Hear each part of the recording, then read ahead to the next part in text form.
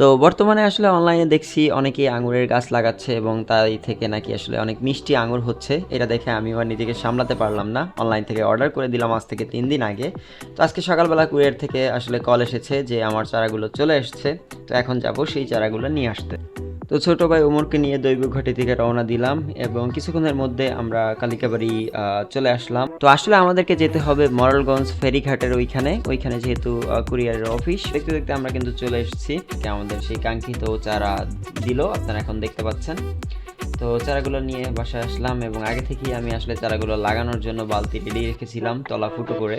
তো আসলে যার থেকে গাছগুলো নিয়েছিলাম সে বলে দিয়েছিল কিভাবে বালতি বা টব তৈরি করতে হবে। এখানে বলে রাখা ভালো যে আঙুর ফল গাছের টবে যদি পানি অতিরিক্ত জমে যায় তাহলে গাছের শিকড় নষ্ট হয়ে গাছগুলো মারা যায় এবং এই কারণে নিচে খোয়া দিয়ে এবং বালি দিয়ে ড্রেনেজ সিস্টেমটা ভালো করে তৈরি করে নিতে হয় যাতে অতিরিক্ত পানি জমে না থাকে।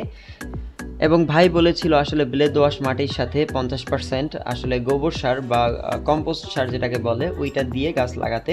ঠিক সেভাবে আমরা লাগালাম এবং লাগানোর পর গাছগুলোকে অনেক সুন্দর লাগতেছিল। দোয়া করবেন যেন এই গাছগুলো থেকে আসলে সুন্দর সুন্দর আঙুর ফল হয় এবং আপনাদেরকে সেই আঙুর খাওয়ার দাওয়াত দিতে পারি। এবং আপডেট জানতে আমার পেজটি ফলো করতে পারেন, মাঝে মাঝেই আমি আপডেট দিব।